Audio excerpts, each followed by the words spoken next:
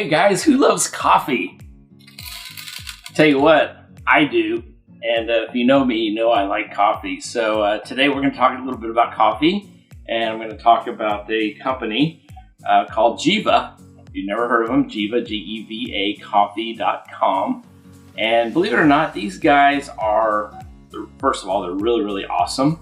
They're based in Houston. They've been in business since 1974. So they're going on 45 years in the coffee business. So they really, really know their stuff. Chris and Shannon George, they really good people, good friends of mine. And I got hooked on their coffees a while back. And I've tried several different ones. And I really, really love their coffees. Really super quality, super fresh. And so I'm going to kind of go over a few things. Stick around to the end because I'm going to tell you about a few extra things that you might be interested in as far as coffee and how I prepare my famous 40-cent cup of coffee. So stay tuned for that. For all you coffee enthusiasts out there. And if you're not a coffee enthusiast, let me just tell you something. I've got a few friends in the business and they're like, high-level experts.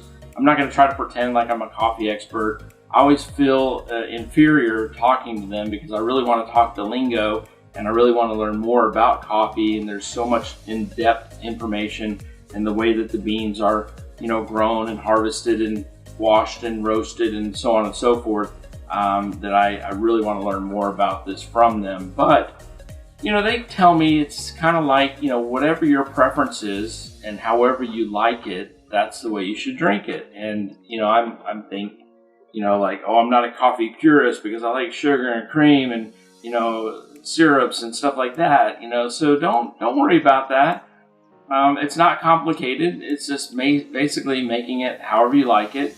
If you like a little coffee with your cream and sugar, then so be it.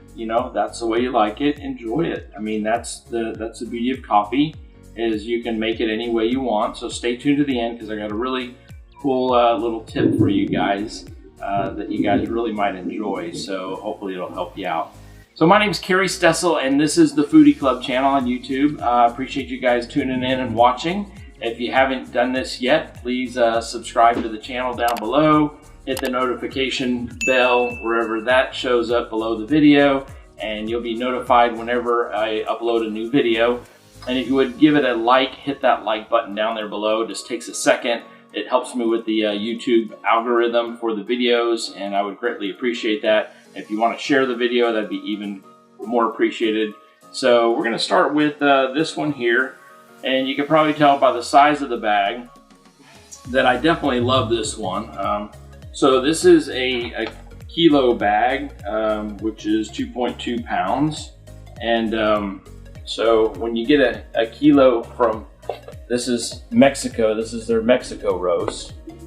Hopefully you guys can see that without the glare. So this is their Mexico roast.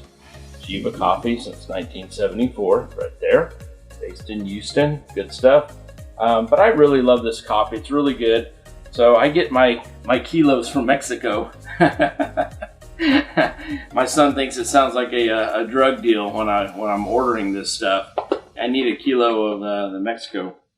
Anyway, so this one here, I like to buy the whole beans. First of all, you can buy it already ground. They do sell it either way. If you buy it ground, I would probably say to go with the smaller bags, or get a couple of the smaller bags. As you use them, you open them up, keep them fresher. They will, hold for a while, but the beans will actually last a little bit longer. And if you don't have a grinder, you can buy, a hand grinder, pretty inexpensive. From these guys online as well, and I'll talk to you about more of their stuff and what they offer in a little bit. But you can buy a little grinder, electric, hand, whichever one. You can grind it yourself. You can get these little vacuum sort of sealed canisters that you can store it in to help keep it fresh also. These bags do have a little like zip, I guess, on it, like a Ziploc sort of seal. So the bags will actually help keep it, pretty fresh for the most part. But I like to get the beans. I like to grind it, and it comes out, a little bit fresher, I would say. So this one has notes like a wine. They kind of do a flavor wheel thing, and and I'm not real adverse to explaining that in detail. I wish Chris was here to go through this. Maybe we'll do a video. Tell you what, hey, I got an idea. If you guys like this video, comment below if you want a tour of Geva and a little bit more in-depth like information about coffee and how it's roasted and how it comes to be the product that it is. Comment below.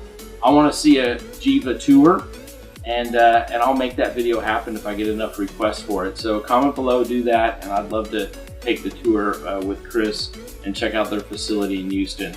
So this one has notes of citrus, chocolate, nutty, and creamy body. And I'm gonna say this, it's got a nuttiness to it. It's really hard to describe coffee flavors, so I'm not gonna be like sophisticated about this. I like the flavor. As far as the chocolate, it's not really like a chocolatey, like a cocoa sort of. Kind of just has a hint of a little chocolateness to it, I guess I would say. But a little nutty, creamy body. It's really nice. It's really good. It's a real good all-around coffee. I really, really love it. So that's Mexico. I'd probably say that's my favorite right now. But just like beers and cocktails, I mean, you can change up, and next week, next month, I might be hooked on another one, and you can change it up, have a little variety. They've got a lot of different coffees to choose from, and they're pretty extensive too. So this next one here is Honduras, and this one is got hints of papaya, cantaloupe, and a juicy body, and that's Honduras right there. Really good. And something that's kind of really cool that they were telling me about, and they source a lot of the beans from different places around the world, obviously different countries, and they're actually dealing with a company in Honduras right now. It's a third generation family that's been growing coffee beans up in the mountains of Santa Barbara, Honduras. Not sure exactly where that is in Honduras, but I guess if you Google it, you can see up in the mountains of Santa Barbara, Honduras. And third generation family at the Monte Vista estate, and they're actually doing direct trade with that family of growers. So it's really cool. So they're getting it direct from the source, from the grower, third generation, bringing it in, roasting it, bagging it up, and it's a delicious coffee. It's really good quality. There again, you got the expertise of third generation family growing coffee beans. I have to assume they really know what they're doing if it's just the third generation that's doing that, which is pretty cool to know that they're dealing directly with a family that's been growing coffee for so many years. This one here is Ecuador. So if you can see that. So that one is Ecuador. Ecuador has notes of plum, citrus, floral, and it's complex. So this one I liked as well. Actually, I like all of them, so I'm going to keep saying I like them. I haven't had one that was off, and I've bought a lot of coffees over the years, honest to goodness, and I'm not saying this, I'm not being paid for this promotion or anything like that. I'm a believer in the company, the family, their values, and the quality that they're putting out in their products, and I'm a believer.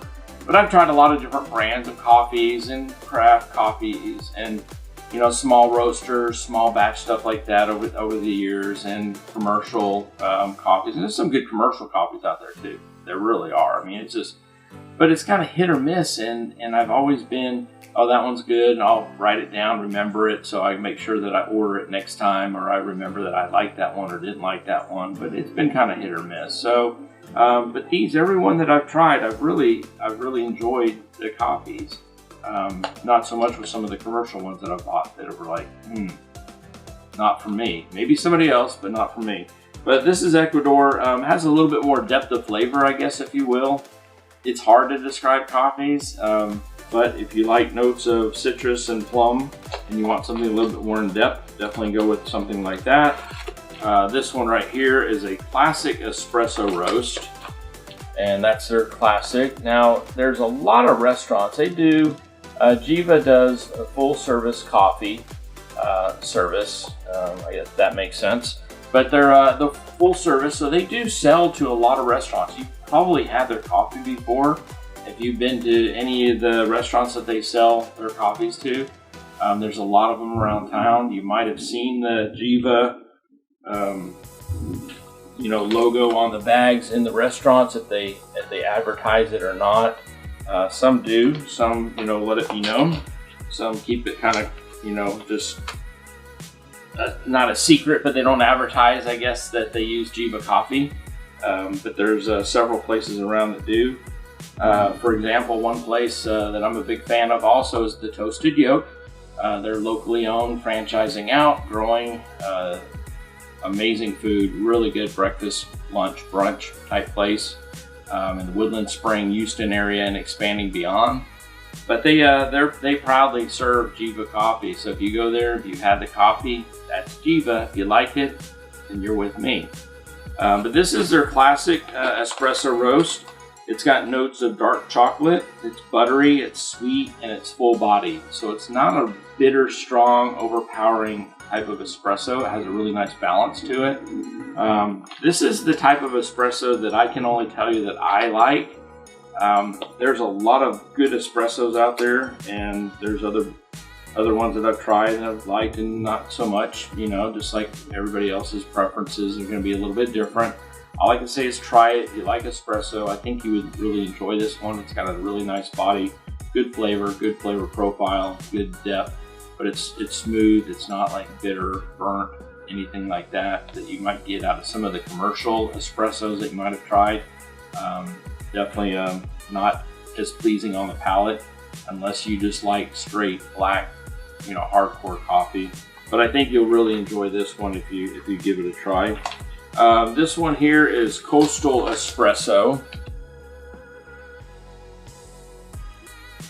So that's their Coastal Espresso. This one I haven't tried yet, so I'm actually going to open the bag and smell it, and for what it's worth, tell you what I think as far as the way it smells. I'm anxious to try this one out. It says it has notes of raspberry, roasted peanuts, and a juicy body. Who doesn't love a juicy body? So I think I'm gonna like this one. It's funny, it's a juicy body. Making me drool. But I do like roasted peanuts and raspberries.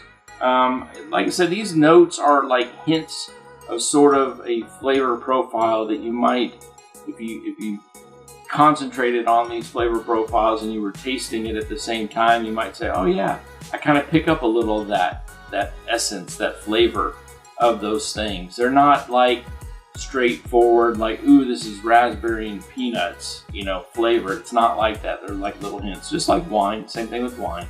Now they do make flavored coffees as well, Geva. So you can get those different, types of flavored coffees that are actually flavor infused for purposes of you tasting those flavors. A little bit different, but with the hints of this, I'm really anxious to try this one out. So I'm just going to open it up.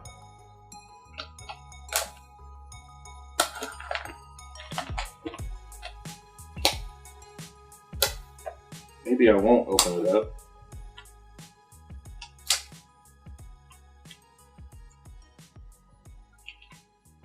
Having a little technical difficulty. You ever have a technical difficulty when you're making a YouTube video? Well, this is one. The little tab pulled off, and now I can't get it open. So I'm not going to mess with that, but I'll try it later, and I'll maybe add to the comments below the video what I think it smells like and how it smells. So Geva Coffee, Houston-based, been in business for 45 years now. They have blends of coffees. They've got a lot more than these on their website, gevacoffee.com, G-E-V-A coffee.com. They got a large variety of coffees, large assortment, but they have blends of coffee. They got decaf, they have espressos, they have full flavored, flavored coffees like I mentioned. They got organic, they got single origin type coffees, very specialty type coffees. They also have a large line of teas, if you're into teas as well. They do have some quality teas. Maybe I'll make a tea video. If you like tea and you want to see a tea video on some of their teas, I'll see what I can put together and maybe make a YouTube video for you guys as well. Just leave that in the comments below and I'll try to work on that if I have enough requests.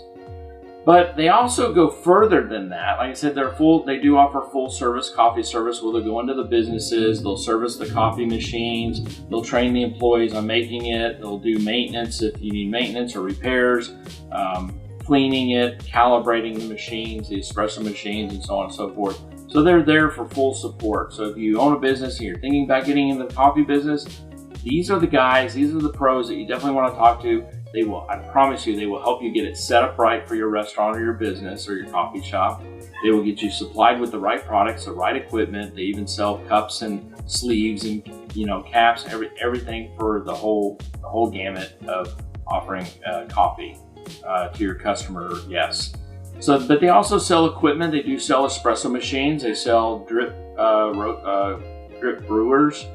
They sell tea brewers. They sell espresso machines, they sell grinders, and all the supplies that go with it. So full service, they pretty much sell just about everything. If you go to their website, gevacoffee.com, you'll see it. And that brings me to some other products that I have been tasting and that I was really interested in on their website as well. And that's their syrups. So they have a line of coffee flavored syrups, and it's called 1883, and the products are from France. Now, I've been trying to do like the keto thing sort of, so I either way, even when I'm not doing the keto thing because it's kind of challenging for me, I do watch what I eat as far as with sugar and stuff like that. But if you can see that 1883, and this is their sugar-free vanilla, and it's a beautiful product. If you guys can see that, it's a beautiful product imported from France. Like I said, this is a 33.8 fluid ounces, so it's a pretty big size bottle versus some of the syrups that you buy in the store that are just in the smaller, I guess like a 5 or 10 ounce bottle, whatever they are. So it's definitely a good sized bottle, so it will last you quite some time. Flavors are wonderful. I mean, they're really good. I like it. I've enjoyed them so far. I've tried them a little bit here, so I didn't want to use up a whole lot before I made the video, so I've been waiting, and I tried them a few times, but they're really, really good. So this is the sugar-free vanilla, and then I also have a sugar-free caramel or caramel, depending on what coast you live on, but I'm going to say caramel because I'm in Texas. So if I'm saying it wrong to you, welcome. Welcome, y'all. Howdy. And then this one here is just a regular vanilla, and that's not sugar-free. So they do have sugar-free, they do have regular. I don't know all the different flavors that are on the website, so you guys can go there and check that out. But they're really good. I enjoy them. I got some of these. I got one of these for my son, and it's in Mexico for him. He's off at college right now, so I sent him a care package of coffee. He's been following his dad's footsteps and started making his own coffee at home, which is a blessing for me because it costs less than him going to Starbucks or somewhere else. Oh, did I say that? I need to edit that out, that word. But no, nothing against those guys. Just kidding. They make good products. They do. Nothing against them. But saving money and college tuition is a good reason to make your own coffee.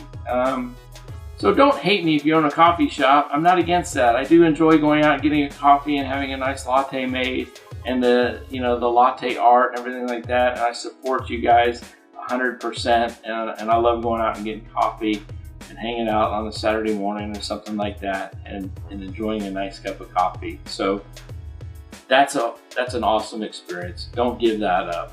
I'm saying that because I support locally, and I don't want any coffee shops to hate me for saying this. But if you stayed tuned this long, here's my little tip about my famous, not so famous, I guess it's not famous, about what I call my 40-cent coffee. So I love to make coffee at home, and I make it different ways, and I'm going to go over a couple of ways of how I like to make it. So if you're new to the coffee world, or you're not really sure, you never had a good experience making coffee on your own, I'm going to tell you what I do, and I'm going to tell you how I make it, and hopefully it'll help you guys. And if you do make one of these 40-cent cup of coffees, and that's a rough number, I call it the 40-cent cup of coffee, because it's definitely not $5 cup of coffee with a fancy name. So actually, I have a couple of different methods of brewing coffee. So if you guys are interested, this is a not so clean, but used, well, gently used French press. So this is a French press.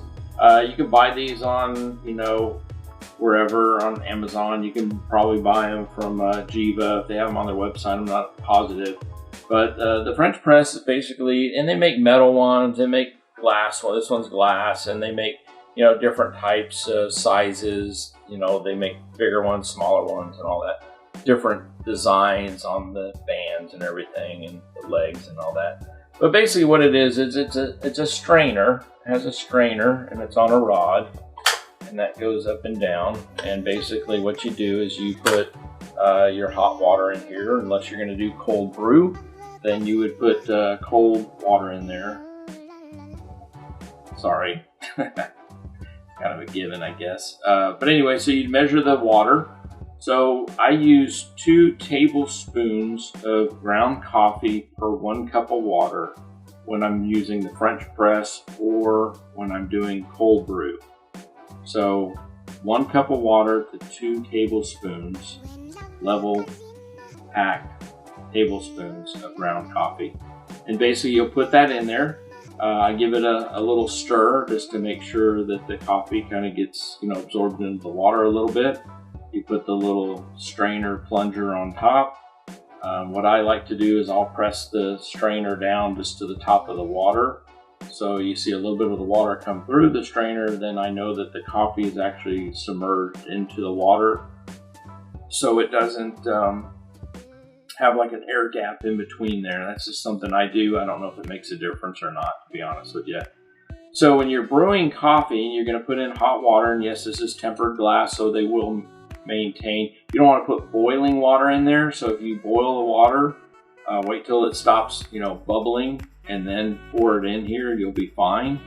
You can put warm water in there to temper it. I haven't had to do that, but some companies I think suggest to put warm water, dump that out, and then put your hot water in there.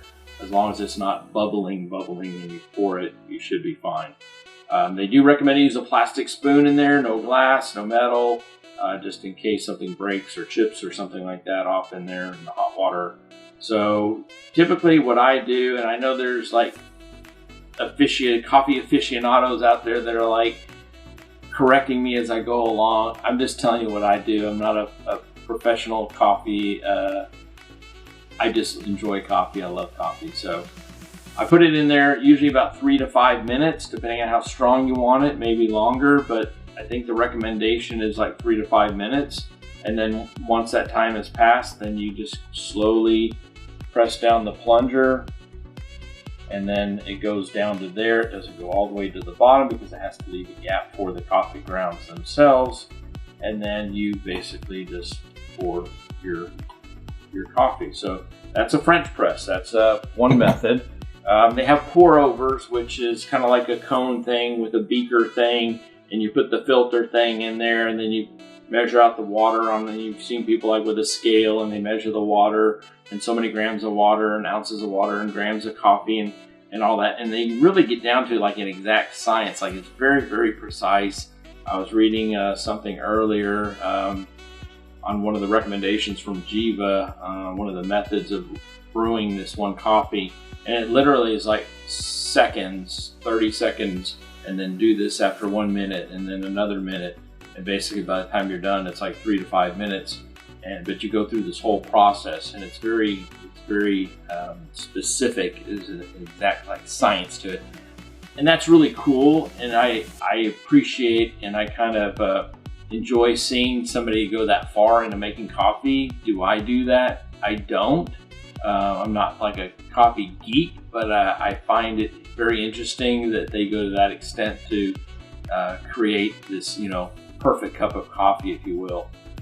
So the pour over, like I said, you do that. I also have an infuser. I don't have it in front of me here, but it's basically like a glass vase with a handle, and then it's got a tube that goes down in there with a little like seal at the top, and it's like a mesh, a very fine mesh like screen tube, and the coffee goes down inside of there, and then the water's all around it inside of the canister, the glass beaker, if you will.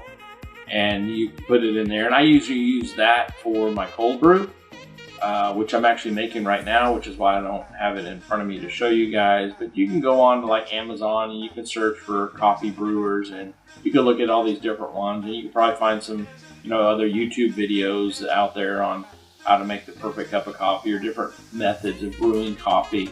I also have an espresso machine. I have a burr grinder, electric burr grinder. If you really get into it, I do recommend, you know, maybe getting a little at home espresso machine. Those are really nice. They do have the steamers. I also have a frother.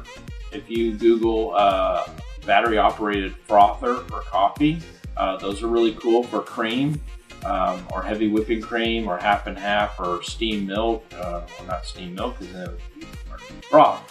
But it's like got a little whisk wheel on it and a little metal like stem sort of, and then you press the button and it just spins around and it froths the half and half or the heavy cream. I usually use heavy cream, and that's kind of nice. It kind of, you know, it builds the body up a little bit, froths it up, makes it a little bit creamier with your coffee once you mix everything together. So those are some other things that you can get, and you can find all kinds of goodies. The burr grinder, by the way, is a type of grinder that grinds it more, I guess, evenly than say like a spice grinder or food processor, which just has a blade. So this actually has like a conical insert that's metal, so the actual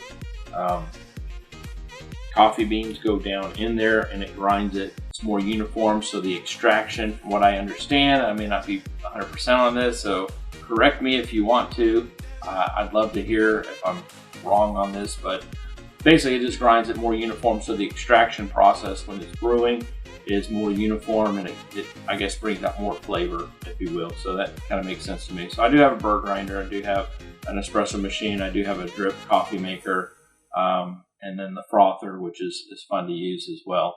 So my 40-cent coffee, so what I do is I will take usually either my French press or automatic drip. If I'm doing morning coffee, I usually like hot. Sometimes I'll do hot and then pour it over ice and do iced coffee. I do have some right here that is actually cold brew in my Geva mug. I love this thing. It's the perfect afternoon size tumbler. It's not like one of the big ones, because like in the morning I have a big tumbler. This is like my afternoon, the 3 o'clock, you know, when you're doing the slow burn at work and you need a little pick-me-up. This is like the perfect size without going over. For me personally, where if I drink too much caffeine too late in the day, this video would probably go on for 3 hours. So you're welcome. I'm not drinking all this right now, but this is really cool. I don't know why I'm telling you guys so much about it, but I like it. So my 40-cent coffee, back to that. Appreciate you guys staying tuned this long. Make the coffee, do the French press, hot, cold, iced, either way, whatever your preference is, depending on the time of year and everything like that. And I like to use, and this took me a while, so I use the sugar-free syrups. So I also use Splenda Stevia, which is an artificial sweetener instead of sugar. I prefer that personally. You can use sugar if you do honey or whatever other sweeteners you like to use, or none. I mean, that's totally up to you, but what I do is I'll take my big tumbler, standard size tumbler, and I'll put in like 2 to 3 spoons of this Splenda Stevia, which is the closest thing to sugar that I found. It took me about a week to get used to it. Flavor-wise, it wasn't that appealing at first. It was palatable, but after about a week of using it, now it's like normal to me. It tastes fine, it tastes good. I don't miss sugar at all, so if you guys are looking to change from sugar to something maybe a little healthier, I do recommend that one from the ones that I've tried as far as stevia brand products. So to do that, I usually put in like 1 teaspoon of the sugar-free syrup. If you're not worried about the sugar-free, you can use the regular syrups. Like I said, they got a whole assortment of different flavors on the website you can check out.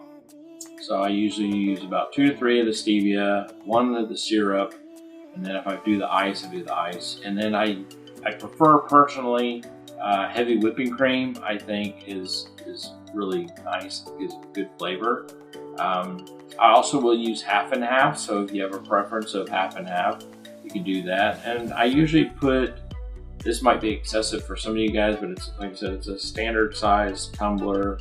I don't know, it's probably like 12 ounces roughly. But I'll put in like 1/3 of a cup to 1/4 of a cup of cream in that.